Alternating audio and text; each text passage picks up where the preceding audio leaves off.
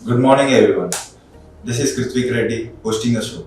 Today we are here with Dr. Nagaraju, Chief Skin Hair Transplant Surgeon, Sweta Clinics, Kutpalli, Hyderabad. Today, here we are going to discuss about hair, mainly about hair loss, hair related issues. Let's go on. Hello, I am Dr. Nagaraju. So, consultant dermatologist and hair transplant specialist, Shweta Skin Hair Clinic. ఈరోజు మనం hair related issues ఏమైనా ఉంటే so Pratik ఒక patient లాగా and at the same time ఒక hosting ఏదైనా person లాగా ఎలా అయితే మనకి క్వశ్చన్స్ అడుగుతారో దాన్ని బేస్ చేసుకునేసి ఈరోజు మనం క్లారిటీస్ అనేవి తీసుకుందాం. సార్ మెయిన్గా చాలా మంది పేషెంట్స్ హెయిర్ ట్రాన్స్ప్లాంట్ అసలు భయపడుతున్నారు, లేకపోతే అసలు ఎక్కడ చేయించుకోవాలి, ఎలా చేయించుకోవాలి, మెయిన్ ఇష్యూ ఏంది, దాని సైడ్ ఎఫెక్ట్స్ ఏంది, ఇవి ఒక్కొక్కటిగా కవర్ చేద్దాం.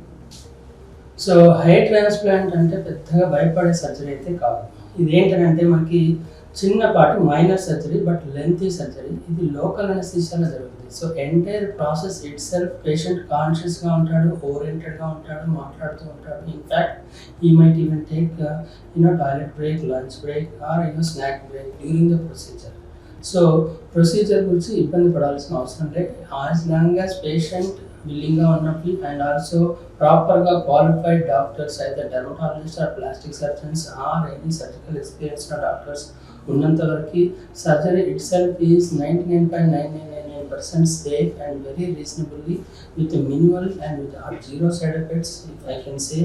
సో ప్రాపర్గా క్వాలిఫైడ్ చేసినంత వరకు అయితే. అండ్ ఇంకోటి ఏంటంటే హెయిర్ ట్రాన్స్ప్లాంట్ వల్ల కూడా ఇంకా ప్రొసీజర్ కాకుండా post procedure long term sequel కూడా చాలా వరకు ఉండవు. పర్టికులర్లీ సెక్సువల్ సైడ్ ఎఫెక్ట్స్ కానీ ఆర్ ఇంకేదైనటువంటి హెడేక్ లాంటివి కానీ ఇట్లాంటి సైడ్ ఎఫెక్ట్స్ అనేటువంటి ఎక్కువగా ఉండవు. So conducted more than 3000 surgeries in the span of 9 to 10 years, but we have not seen any patient that is persistent with sexual side effects కానీ are any other long term headache కానీ or other things. So we need not to worry about any surgical or post long term side effects about hair transplant. So you want to ask anything? Sir మళ్ళీ stress వల్ల IT employees అని, doctors అని, different professional chartered accounts చాలా మందికి ఈ మధ్యలో stress ఎక్కువ అవుతుంది. సో దానికి హెయిర్ ఫాల్కి రిలేటెడ్ ఏంటి? సో పోస్ట్ కోవిడ్ ఎరాలో మనకి ఏంటంటే మన హెయిర్ ట్రాన్స్ప్లాంట్ కానీ హెయిర్ ఫాల్ ఇష్యూస్ కానీ చాలా వరకు పాత దాంతో అంటే ప్రీ కోవిడ్ ఎరాతో పోలిస్తే ఆల్మోస్ట్ ఒక 20% 30% ఎక్కువగా హెయిర్ ఫాల్ ఇష్యూస్ అనేవి ఉన్నాయి.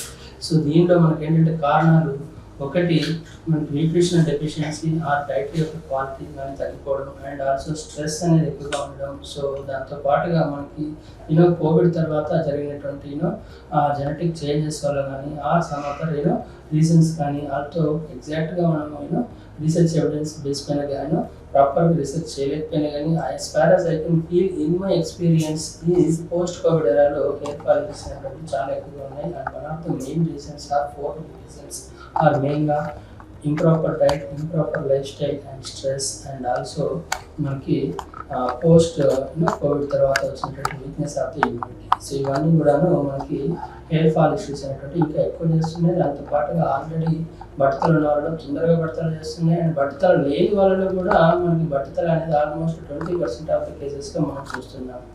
సో అలా చాలా ఈ మధ్యలో హెయిర్ ఫాల్ అనేది చాలా కామన్ అయిపోయింది.